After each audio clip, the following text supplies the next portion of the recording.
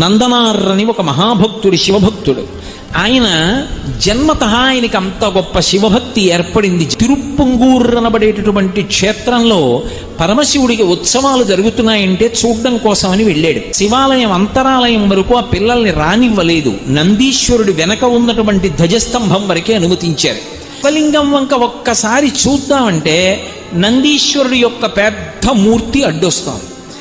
ఆయన ఆర్తితో మనసులో చెప్పుకున్నాడు, శివా నిన్ను చూడాలని బయలుదేరి వచ్చాను. ఈ నంది అడ్డంగా ఉన్నాడు, నన్న ధ్వజస్తంభం దాటి వెళ్ళనివ్వరు. ఇక్కడి నుంచి నాకు నీ దర్శనం అవ్వట్లేదు, శంకర ఎలా అనుగ్రహిస్తావో నన్ను అనుగ్రహించమని అడిగాడు. వెంటనే పరమశివుడు నందీశ్వరుణ్ణి ఆజ్ఞాపించాడు, నీ వెనక నా భక్తుడు నందనారు ఉన్నాడు, నంది పక్కకి తొలగు, ఆయన చూస్తాడు నన్నన్నాడు. వెంటనే నందీశ్వరుడు శివలింగానికి ఎదురుగుండా ఉన్నవాడు ఓ పక్కకి వెళ్ళిపోయాడు.